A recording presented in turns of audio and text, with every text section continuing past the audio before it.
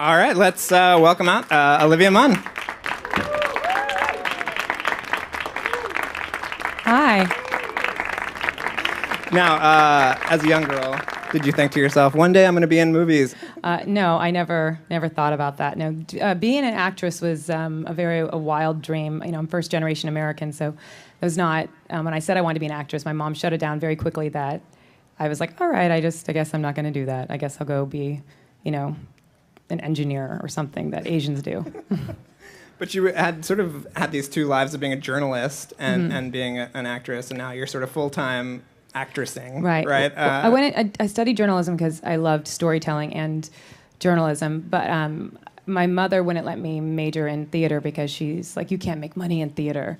And so I could point to the news or to a newspaper and tell her, like, that's, this is journalism. And I knew I loved, the art of storytelling, and that's what journalism is. So she let me do that. But it actually came in handy because then I went on to The Daily Show where I pretended to play a fake reporter, and then I went to the newsroom where I pretended to play a real reporter. So somehow I used my degree. Now, how did you initially get involved in Mortdecai? My agents called me and said that the director, David Koepp, wanted me to put myself on tape. I was in Prague at the time, so I couldn't come in for an audition. So I put myself on tape, and then that got me to the next round where I Skype called with him, and then I got the offer. Now, your character is sort of a femme fatale. Did you like these movies? Did you sort of look to older femme fatales from the Bond movies or anything like that in terms of crafting your character? I knew my character had to be a badass and that she had to really be stealth-like and be a real competitor for everybody else chasing for this painting. But I never thought of her as a femme fatale until I read the breakdown of the press notes. They're like, Georgina, femme fatale. Yeah, I was like, they're pushing the femme fatale. And I was like, I guess I'm gonna say that now. That wasn't what I was describing her as, but it's good to know. I don't think that you can ever go in and go like, I'm gonna be a badass. Right. So if I ever went in saying like, I'm gonna be a femme fatale, I think I would fail. Do you have any favorite sort of either bad Bond girls or femme fatales because the movie sort of plays up on like James Bond movies and things like that? No, I don't. I'm sorry. That was a good question. I just don't have an answer for you. Someone else is going to ask it before the movie comes out. So, oh, really? Yeah, okay, give me an answer. Give me something. I'll just say it. I'll pretend like it's mine. Famke Janssen, GoldenEye. All right, great. Okay, Famke Janssen. Ask me again. So did you look to any James Bond? Famke Janssen. Okay. Oh, wow, okay. GoldenEye. It seems amazing. Her ability to transform and to really become a femme fatale was inspiring. I actually called her a Bond girl one time, and she yelled at me. So, really? Yeah. She was like, "We're more than that." And no, you're like, "No, you're not." You're not. No. No, she is. She's also an X-Men. Yes. Why? Did she really yell at you, or was she more did. joking? No. She was very sort of pointed. It was bizarre. People call me like the girl from G4, and I'm like, yeah, that was me. Own it. Yeah. So you get to have some great scenes with Jeff Goldblum and Johnny Depp. Yes. What was it like working with those two guys? Were they complete weirdos? That's people ask me that question a lot, and I don't know if I would love people to ask them like, hey, you're weirdos, but because they're not weird. I think that it's because they're both so famous, like they've been famous for so long that I think people are weird to them when they meet them. So when someone's weird to you when you're talking, when they come up to you, you're gonna just act weird back. Right. So that's maybe where they get it from. And they are eccentric, but Jeff Goldblum is awesome. I mean, I love Johnny, but Jeff Goldblum, he walked in and he's Jeff Goldblum. Like Johnny always plays such extreme characters. When you meet him, he's so normal and just easygoing and down to earth. Jeff Goldblum comes in, he's like, hey, everybody, touch my skin. It's like olives. I'm like, what? What is an olive? And the color? No, it feels like an olive. All right. Okay, Jeff Goldblum. Did you touch it? Yeah. It's Jeff Goldblum, and it feels like an olive. Yeah. Jeff Goldblum, I always feel like Jeff Goldblum he's not Jeff. I even think that his wife calls him Jeff Goldblum. Because he's so fully Jeff Goldblum. 24/7. 24/7. He's Jeff Goldblum. So Depp wasn't in character or prancing around or anything? No. Okay. No, he wasn't. No, but when we're doing the scenes, of course, we're all having, we're in character, and it makes it more fun because, we get to just play around and really delve into it. But no, not afterwards. Is that what he's known for? Is he go? I just assume that he's like Captain Jack all the time or like something. All Daniel Day-Lewis all the time? No, he's not. I had a friend of mine her friend was the assistant for Daniel Day-Lewis for a while, and she said that when she worked with him on Lincoln, and she had to get him a Starbucks every day, and I was like, I don't know if Lincoln actually had Starbucks. It's like when you hear stories that he was like Skyping with. Is that what he did? Yeah, it's like no, Abraham Lincoln didn't Skype. No, either do it or don't. Yeah, he would Skype with Sally Field and she would be in character too. Yeah, so I take that small little thing, the one little thing that I think Daniel Day-Lewis has ever done wrong, and I'm like, no. Throw it in his face. Yeah, that one thing. I'll look for it, and I'll find it, and I'll hold it dear to my heart. Well, it must have been fun, especially coming off the newsroom, to do something that's so crazy. I mean, realism is not really paramount in this movie. No, it's a heightened reality, and we all have to be extreme characters, but, we all have to believe it, so it's very important to have the realism within our hearts, but it's very extreme. But it was fun. It was, this character is very different than me. And like to have this character has no shame. Like she goes through she has, and I was like, how do you create a character that's so overly sexual and just it just doesn't care? She's openly hitting on a married man and doesn't care and wants everything and just doesn't really hold anything back. And I was like, well, her father is a billionaire, and Jeff Goldblum. Jeff Goldblum is my father in it, and that's what usually happens to people is like when they have so much money and they no longer have to be accountable for anything, and they're assholes. Because you're like, I got money, I can do whatever I want. And that was kind of like she had no shame, and she's like, I'm going to do whatever I want. And that was fun because it gave me that permission. And what was it like working with Kep? Because I don't know if you guys know him, but he wrote Jurassic Park and Spider-Man and all these huge movies. He's awesome. He's a really great director because he lets you play and you get to bring a lot to your character, but he's very... usually have storyboards for every movie, and they break it down to like each scene you can see it. But I've never seen anything so detailed. I mean, like if you took all the cards together and flipped them, it would look like a flip book because he was so detailed. But within everything that you did every day was just you were. I mean, it's very unusual in a big movie like this, an action movie, that we were in like at 9 and out by 5 because he just had everything working like clockwork. And Goldblum's skin just. Golden skin. It is like an olive. Did you read the books that this movie is based on, or no? No, okay. I didn't. No. Did you? No. You did no preparation for this interview? No, I did no That's wrong. I'm going to find the one thing you did wrong. One of us on this stage has seen the movie, and one of us hasn't. Yes, so. I have a hard time watching myself in movies. I know I did the movie. Yeah. I feel like, that's like, I know the movie, so that's a good thing. Yeah. But I have a harder time watching myself. Just because, it's hard when you watch yourself. You just get very critical. Right. Yeah. As we're going to watch this podcast when it goes up on... I won't watch it. I won't either. No. I'll wait for someone to just send me screen grabs, and I'll Instagram those and pretend like I've watched it. Please, tag me, please. No. Damn it. Well, I was going to ask you if you sort of shot anything that didn't make the movie, but if you haven't seen the movie... No, but I do know because they told me there was a scene...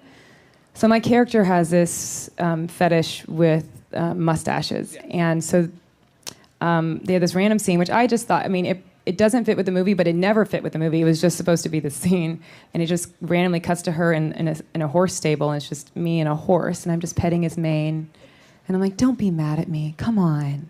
And it's just like, then you reveal that it's me and a horse, and then David was like, just improv, just come up with different lines, and one of my favorite ones, which immediately I knew they were never going to keep. But I whispered to the horse, and I said, I have to tell you a secret. I'm late. And I got a little chuckle just like that. And then mostly I looked up, and people were like... And then that's when I felt like a winner. That's when you knew the scene would not be in the movie. And I was like, you'll be stupid not to put this in the movie. They didn't. Well, a lot of the movie is about mustaches, and either... Yes. Because Gwyneth Paltrow doesn't like the mustache. You do. Yes. What is your personal stance on mustaches? My personal... I prefer I prefer a beard. I think beards are cool. I think a mustache... It's a lot of party on your face. It's a lot of things going on. I prefer a beard or scruff. Okay. Yeah, 66 right there. He's got the beard. What up? His government name isn't 66 though. Don't confuse that. His mother did not name him that. Should there be further Mortdecai adventures? Would you be down for returning to this world? I'm down for any and all work. Okay. If anybody would like to offer me work, sure, yeah. A couple years ago, you were in Magic Mike, which was so Yes. great, and you were so amazing in it. Thank you. What was it like working with Soderbergh, and are you back for Magic Mike XL? Yeah, Soderbergh's not doing the second one, which I wish he was because He's he was so shooting, he's brilliant. shooting and editing it. Yes, He's everything. He's part but, of it. Yes, and he's but it's so fun because he's really collaborative. You know, when you get to work with, there's a certain people who are really geniuses at what they do, like Sorkin, Jon Stewart, Soderbergh. They're really fun and collaborative, and it was really fun on set. So my character in the beginning on the page, she didn't really. She was just the girl that he was hooking up with, and at the end, she's like, "I've got a boyfriend, fuck off." And then I was like, "That's it. That's like," and I said, "Well, I only wanted to do it if I could make her like a guy." So I based her off an ex-boyfriend, somebody that like a lot of times in life, like when you're a girl, you're dating a guy, and then you've been hanging out for a couple months, and you're going to breakfast together all the time, you're going shopping, and everything's cool, and you've never really had the conversation. Then one day you're like, "Oh, so my girlfriend's having a birthday party," and he's like, "Whoa, I think that's a little early," and you have to be cool about it because, "Oh yeah, totally, whatever." And guys, for some reason, have get away with that, and I feel like there's a lot of girlfriends in my life who are like that, but they're not always depicted like that. So I created her and with the idea of like what a man would be like and what they're depicted like, but really how a lot of my girlfriends are. So we're hanging out, my character and Channing's character are having sex and fooling around, and he starts to fall, and she's like, "Oh, yeah, no." So you will not not apologize for it either. And you won't be back for the sequel. I think the sequel is a prequel. Is it really? Yes. Wow. From what I understand. News. I think from what they've last told me. And you just finished The Newsroom. What was that like? Looking back on that whole experience, right. What was that sort of like? Being on The Newsroom changed my whole career. Like, and you hope for that opportunity, but you just don't know. I mean, it just really gave me the opportunity to show people what I was capable of, and I mean, I'm forever grateful for that opportunity. So, how hard is it to read those Sorkin? I mean, is it as legendarily hard as people make it out to be?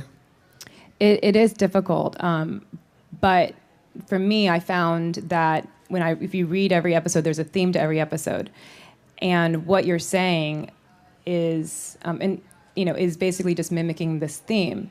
For me, I had a lot of financial jargon and a lot of stuff to memorize, and the only way to say it, the only way to memorize it was to really know it, and the only way to deliver it the right way is to really know it. So. Sometimes it was hard when you're just like rattling off stuff, but I just did a replacement of it.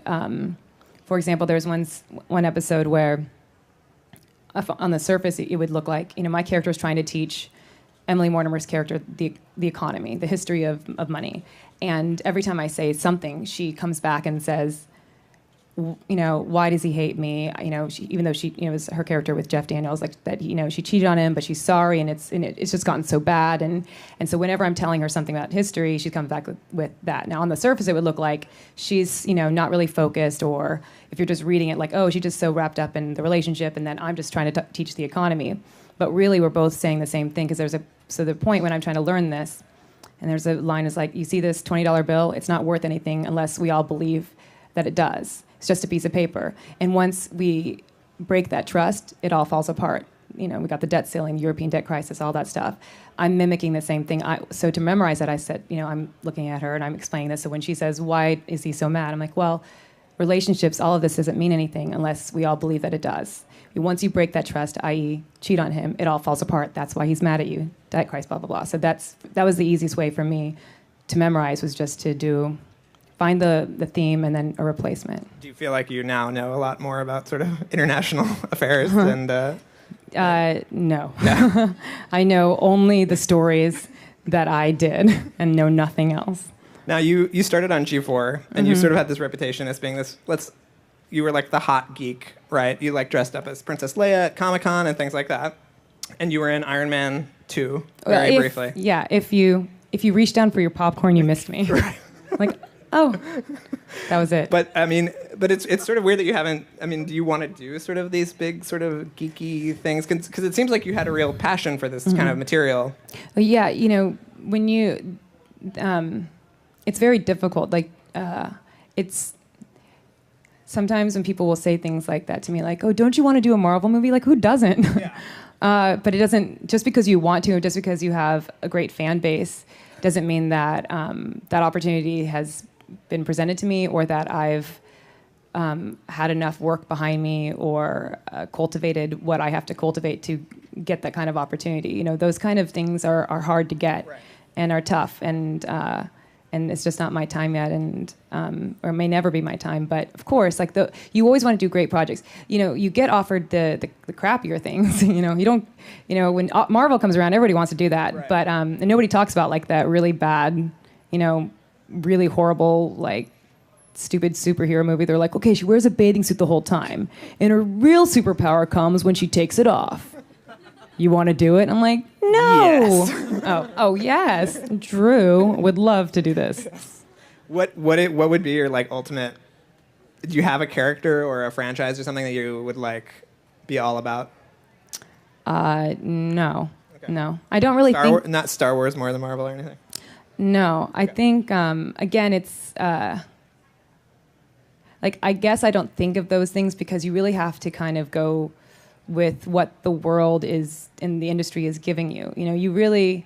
Like, when some people are like, I have this goal and I'm going to do this and this I'm going to make my career, it's like, I didn't know that I'd be where I am today. Like, you know, I'm really excited about... I have a production company deal with CBS Studios to create television shows, and I didn't think that that's where I was going towards, and I'm so excited about that more than anything else. And sometimes when you look at, you know, you have to, that's an opportunity that came my way, and you know, even if somebody said they wanted Star Wars, it's really, you know, I want all of you guys to write me a check for $1,000, but that doesn't mean it's going to happen. There are a lot of things that I want, but the realistic thing for me, I think, is just to focus and be prepared when the opportunities come, and not put that out there that I want these really big, hard to achieve goals. Well, one really cool thing that you have coming up that I'm pretty excited for is this animated show on Disney, The Miles from Tomorrowland. Are you excited about it? I am, because exciting. I love everything Tomorrowland associated. Oh, yeah. Well, these guys, this is great. It's like on Disney Junior, and it's like basically the new version of the Jetsons, I think. And it's great because they've combining we have astronauts and people from SpaceX that we talk to and get advice from, and it really helps to, I think, at the end of the day, get kids' minds opened up to the possibilities are endless. And it really inspires, I think, young girls too to become more interested in science and math, because I think studies have shown that they're not as interested in it. And I you know, I'm the mother, but I also get to play the captain, and that's pretty cool. And will you watch that? Because you don't have to actually watch yourself. You no, just have to listen to yourself. That is different. Yeah. I will watch that. Yeah, because it won't look like me. And is there any connection to the George Clooney movie, or just the Tomorrowland title? No, there's no connection. I was like, wait. You're like, what? No. Did you get to go to Tomorrowland? No, because it's animation. It doesn't exist, Drew. It's wait, not real. Oh, sweetheart, it's not real. Oh, all right. Get him some water. Here, have some water. You're not doing so well. You feeling okay? Oh, yeah, so Got good. that. Thank you. Your nice apple mug. Is it a nice apple mug? Mm-hmm. Oh, nice. It's like we're on morning talk show. So, tell me about your day. You were on the Chew this morning, right? I was on the Chew. How was that? It was fun. It's like when you watch those cooking shows, like no matter what you do, I literally picked up some salt and I put it in the sink, and the whole audience goes, "Oh!" It's like, really? I put some cinnamon in, like, "Oh!" It's like, you guys, it's just cinnamon. You can do this at home. They can't. And are you done with Ride Along too, or is that? Yeah, okay. that was so much fun. What was it like working with Kevin Hart? Because he is the funniest man. I love Kevin Hart. I love him. I wasn't sure if I wanted to do that movie because you saw the first movie. Well, because I didn't actually see the first one. Because I was like, well, I don't know. There were some other things that I was looking at doing, and I was like, I don't know. It's really their movie. Yeah. But then Kevin and I, we met randomly backstage somewhere, and I just fell in love with him immediately. And we had such a great banter. And then the director was so cool because he's like, you know, you don't have to be the love interest or wear. I'm like, if I'm going to be a cop, I want to just wear like jeans and a t-shirt. Like the guys get to wear jeans and a t-shirt. Like that's what I want to wear. I'm not going to be like in, you know, like in like a low-cut blouse and a blazer. So you're like the sort of third point in their triangle, or is it mostly still just those two just mucking around? it's the two of those guys, and then they end up in Miami, which would be my territory, and then we kind of all need each other to solve a crime. I mean, haven't you seen these shows before? It's kind of all the same. Just this one has Kevin Hart. Yeah, so it's really funny. Yeah. I mean, basically, it's like something happens, and then we're not sure. Is it a drug crime? Is it a gun crime? And then people get involved. Cops get involved. Comedy happens. The end. And you still haven't seen the first one? Because I know how it ends. A lot of laughter. Yeah, that's what. And then that's the what end, you take away. a lot of Kevin Hart, who I love. Do you get some good singers in there, or is it just? I don't know. Or are you the heavy? I don't know. I think I'm more the straight guy in that. But Kevin made me laugh all of the time. He is one of the funniest people and one of the best human beings ever. And that's out this year at some point? I feel like you guys shot that in like 2 weeks. Well, you weren't there. I wasn't there. So you're following along to people's random Instagrams. It was longer. It was like 2.5 months. Yeah. Where did you get your research? Well, no, it just seemed like it came out very quickly. They were well, like, it's not out. We gotta go. Well, I know, but it's done filming. The original was out this time last year. I saw it on a plane. Yeah, what does the first one have to do with the second one? Well, just and how long we shot it? Do you want some more water? Yes, I'm going to take some more water. Do you want them to give you some of their cash? Would that make you feel better? You guys, give them $1. Come on, guys. You can leave it on the stage. Like church. Somebody take out a hat, pass it around.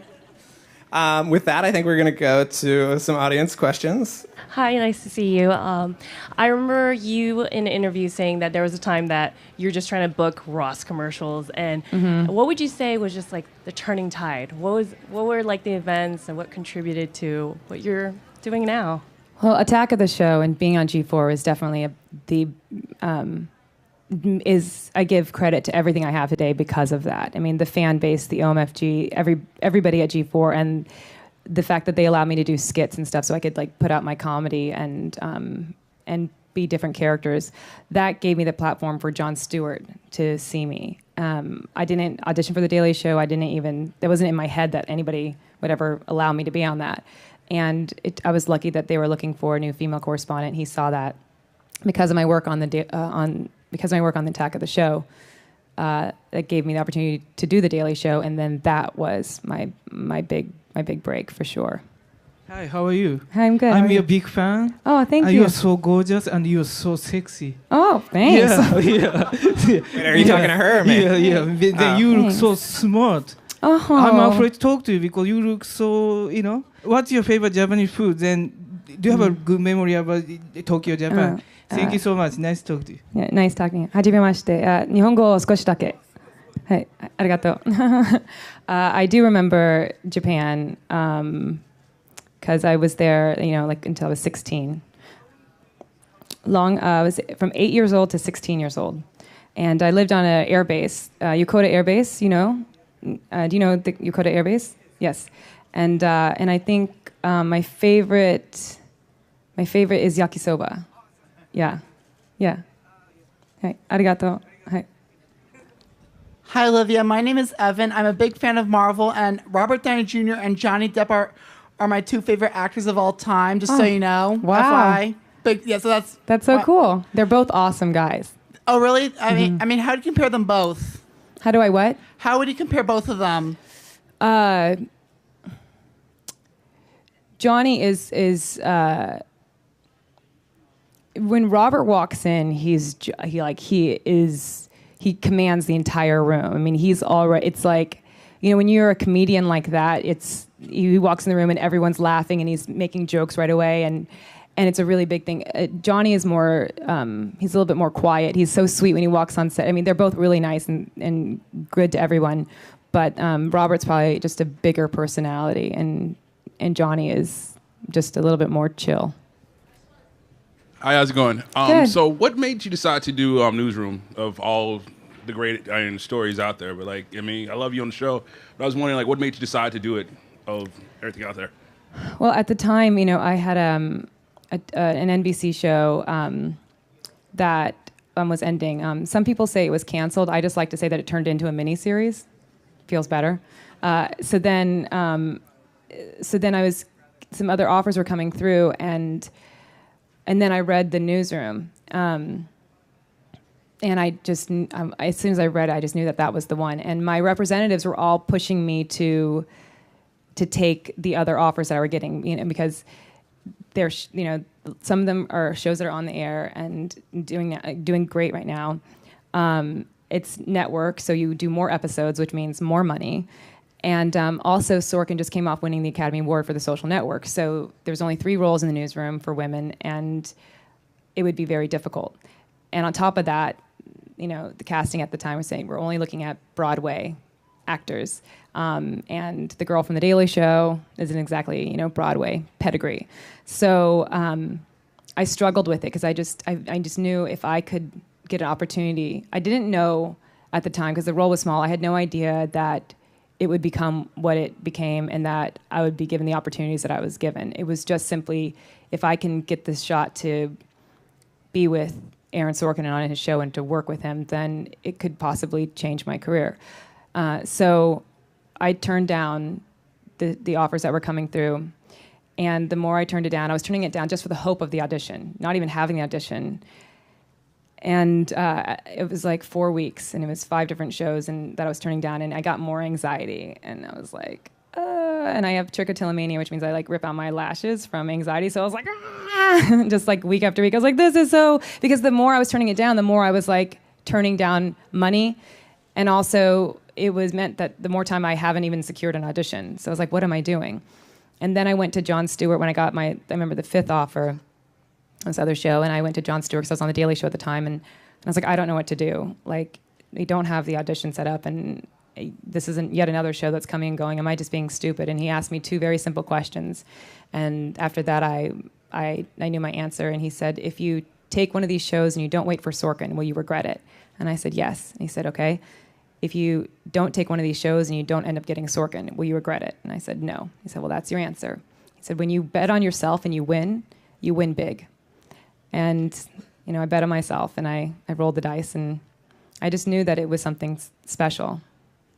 And that's why you have to hold out for things special. If you just, I got in my car, and my broke down Land Rover Discovery that broke down every 100 miles from Oklahoma to California, and I came for just a hope of something better and of just a dream, and it changes. Your dreams change and grow, and I was in this situation. I was like, yeah, all these shows would be better from where I started, but this is something. This is the dream, to be able to go after things like that, and give yourself a heart attack in the process. I mean, the day I found out, I went back to The Daily Show. I told John, and he was like, yes. And I said, great. And I sat down, and I had the most insane migraine that just immediately came over my head because I'd been holding on to so much stress for over a month. Did the experience sort of fulfill all of that stuff that you sort of wanted it to? Yeah, more than I ever thought. I had no idea that he would give me the opportunities that he gave me, and that the people, you never know when you do a character if people will respond to it. I made a decision to make my character unapologetic. I think a lot of times women are apologizing for being feminine and being strong, and I was like, oh, people may not like this, but I'm one of the characters in this. Maybe they won't, maybe it'll kind of blend in. But thankfully, it was a nice response. Hi, how are you? Hey, good. How are you? Completely different topic, but I'm just wondering if you were a very big football fan prior to this year, and if you had any thoughts on the game this weekend. You're dating a football player, right? I read this online during my vast research. You're this like, on Wikipedia. Yeah, you just did a search on Twitter and looked at the first 10 tweets. It's like, she didn't tag me for tonight, but yeah. I liked football, I think like like regular person likes football. I wasn't, I don't play fantasy football and things like that. But the biggest thing is that but realizing it and seeing it firsthand, like how amazing that team is and how hard it is to do what they do. I'm in awe of my boyfriend and of that team. What team is it? The Green Bay Packers. I don't know. Great research, Yeah. this guy. Listen, I'm a film journalist. Some more Okay. water. Hello. Hi. Thanks for coming out today. Yeah. You mentioned you had a recent deal with CBS, a production deal with them. I wondered if you could speak more about that, how you got the deal, and what type of project you'd like to see yourself doing in the future, if not acting, more producing, or. I'd been. I don't know what was going on in the world or whatever at the time, but I just at the same time was talking to my literary agent at CAA about some TV show ideas that I wanted to just create. Wasn't for me to do. I just had ideas, and I thought I'd want to do them. And at the same time, he was being approached by different networks and studios to give me a production company deal, and that can happen for actors time to time. A lot of times, it's a production company deal for you to create your own show for you to star in, but I wasn't interested in that because I just wanted to be able to go just to create. And thankfully, that's what this opportunity was, and just for me to produce and create television shows, and as many as I can. They've given me that opportunity. So the deal they gave me was to, it was enough to hire executives and a staff, and so that I can really focus and move forward on trying to create content. And right now, I'm getting the team together. And then once we all get together, we'll decide the direction that we want to go. But I do have ideas, but I think it's important once you get the team together to vet it out and go forward. Thanks. Hi, back to the newsroom. How far in advance did you get the scripts, and what was your reaction when you found out you were going to kill Charlie? Well, did I kill him? We got the scripts. Aaron Sorkin writes every single episode, and there are times when we would just be waiting around for 2 weeks, and that's how much thought and care he puts into them. And then there'll be times where we in season 1, I had an episode where my character goes into Japanese, going back and forth. It's hard enough to do Sorkin dialogue. Now do it in Japanese. I got that the night before, and it was intense. And that's more rare, but that happens. And so that you'd go from periods of being waiting around to getting massive dialogue the night before. And when I was reading that script in bed where Charlie has a heart attack, and then Emily Mortimer said, he died, and I threw my script down and screamed. I just couldn't believe that he went there, and I was so. I didn't know what to think. It was just an exciting thing to read, just that somebody would kill off a main character and do it in that way. And then we went to the next day to talk to Sam, because Sam didn't know until he read it, and he was just beaming. He was like, yeah, I die. In a way that every actor is excited to do something really dramatic. You're like, oh, I have a crying scene. Oh, I can't wait. Oh, I'm going to die. It's you get really excited. Hey, Olivia. So my daughter, who's also Olivia, is a big fan of yours, and one of the things that she really admires is the fact that you're an animal lover. Oh, so thanks. this is her rendition of Chance, which is oh my your gosh, new that's so family sweet. member. That looks nothing like him. I'm not going to tell her that. Okay, but, well, maybe you should. You should. Okay. Oh, yeah. All right. I'm just kidding. No, Very thank you. Tiger That's so Mom sweet. of you. So, yes, well, okay. I am Asian. So no, that's very sweet. Thank you. The question that we had was, how did you get interested in animal activism, and what kind of prompted you to get involved in animal health, animal care? Well, I think I've always loved animals, and then when you start to get exposed to what happens to so many animals, when you actually see the videos and hear about it, and all the animals in the circus, that's what really stood out to me. Finding out that the animals in the circus are, electrocuted and chained up and forced to perform all these stunts, and in front of the crowd, everyone's smiling and laughing, and it looks great, but then behind that curtain, it's just torture. And I grew up in a pretty tumultuous family, so there was a lot of it was a pretty intense upbringing, and I quickly connected with that feeling of like from the front everything looks great, but from the back, once you go behind that door, it's a different world. And as a kid, I always thought that was very unfair, that people never saw, that you have to pretend that things are okay. And then when I heard that with the circus and with the elephants, it was just a very easy connection, and I felt that you have to speak up for animals who can't speak up for themselves. And then there was the Dogathon on Fox. It aired on Thanksgiving Day after the football game. Why are you nodding? Did you watch it? Oh, did you really? Yeah. Oh, the one thing you watched. Yeah, the one thing I watched. No. It was great. And my publicist, Marcel, he is a huge animal lover, and he helped put that together and produce it. And I was presenting at it, and I love animals. That's why I thought I shouldn't be getting a dog, because I travel too much. It's too intense. And then Max Greenfield, he's from the New Girl. He's a friend of mine, and he came up to me. He's like, Olivia, do you want a dog? And I was like, no, I'm not looking. He's like, you have to have this dog. He's like, it is the sweetest, chillest dog ever. And I saw it, and I called Marcel immediately. I was like, please get me this dog. And I called my boyfriend. I was like, so I adopted a dog. He was really quiet, and he just goes, I don't know if you're joking. I'm like, I'm not. He's coming home, and he's been the best thing. I mean, he's almost 5 months.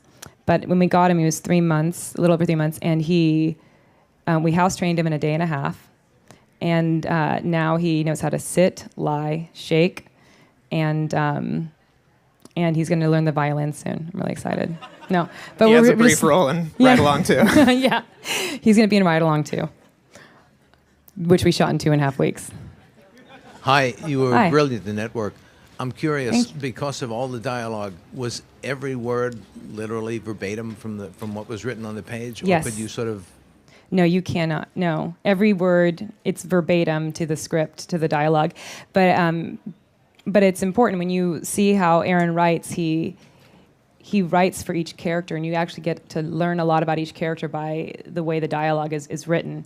And they're, the best... Improv is great, and I love improv.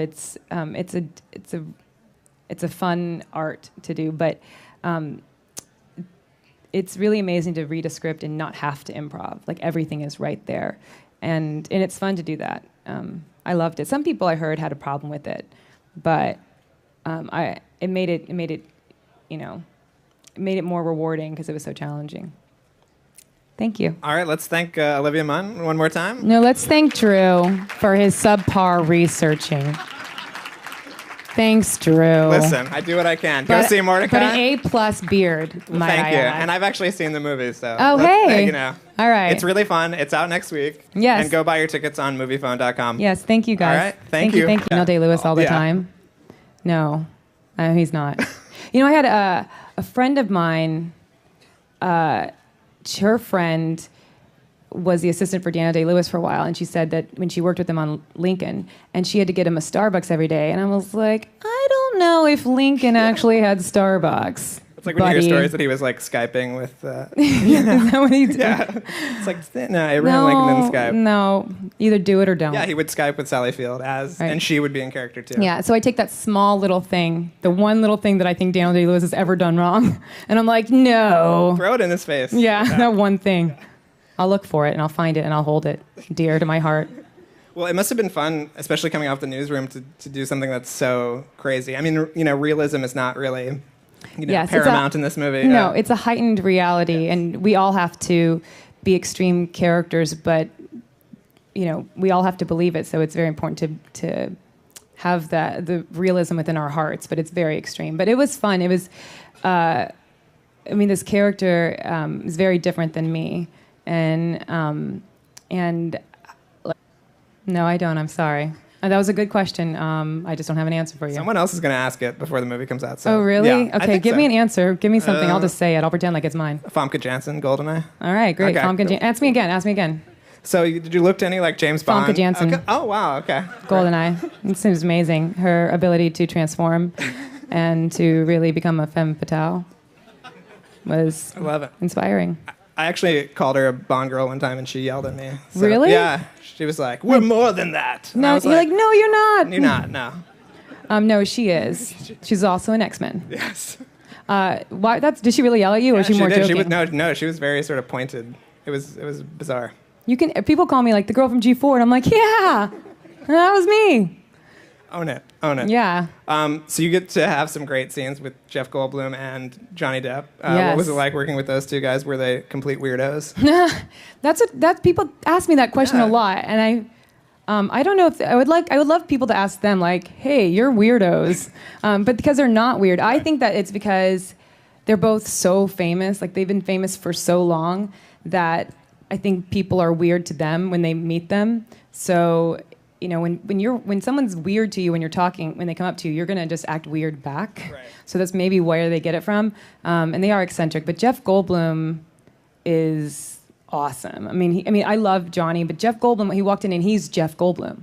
Like Johnny always plays such extreme characters. When you meet him, he's so normal and just easygoing and down to earth. Jeff Goldblum comes in, he's like, hey, everybody, touch my skin. It's like olives. I'm like, what? What is an olive? And you mean the color? No, it feels like an olive. All right. Okay, Jeff Goldblum. Did you touch it? Yeah. It's Jeff Goldblum, and it feels like an olive. Yeah. Jeff Goldblum, I always feel like Jeff Goldblum he's not Jeff. I even think that his wife calls him Jeff Goldblum. Because he's so fully Jeff Goldblum. 24/7. 24/7, he's Jeff Goldblum. So Depp wasn't like in character or prancing around or anything? No, Okay. No, he wasn't. No, but when we're doing the scenes, of course, we're all having, we're in character, and it makes it more fun because, we get to just play around and really delve into it, but no, not afterwards. Is that what he's known for? Does he go? I just assume that he's like Captain Jack all the time or like something. all day. Yeah. All right, let's welcome out Olivia Munn.